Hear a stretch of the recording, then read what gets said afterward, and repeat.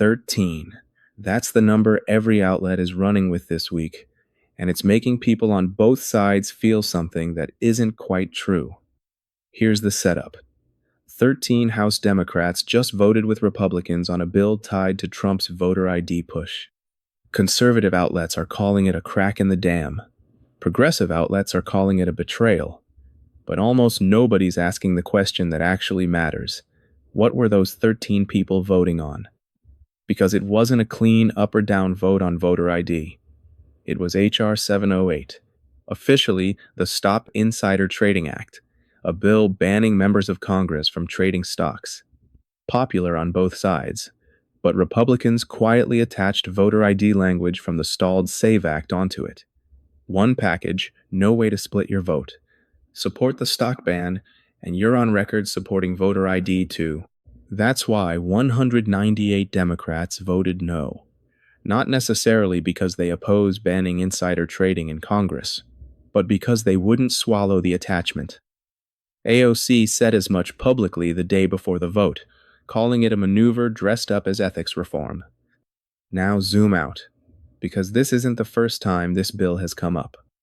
A standalone SAVE Act passed the House back in April 2025, with 4 Democratic votes. A broader version passed in February 2026, with just 1. Now, bundled with a popular stock trading ban, it picks up 13.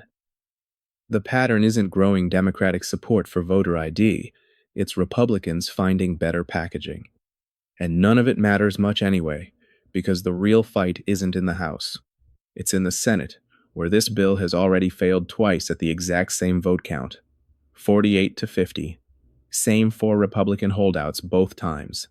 Collins, Murkowski, McConnell, Tillis. That's not a coincidence. That's a wall. Getting around the filibuster needs 60 votes. Republicans have 53.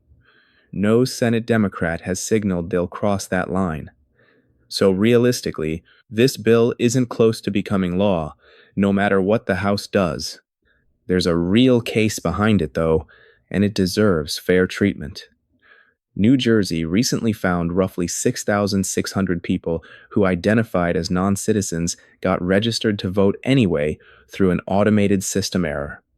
Fewer than 400 actually voted out of nearly 7 million registered statewide. It's a real flaw, but it's also, by the state's own review, an administrative mistake, not evidence of coordinated fraud. The citizenship data existed, it just wasn't checked.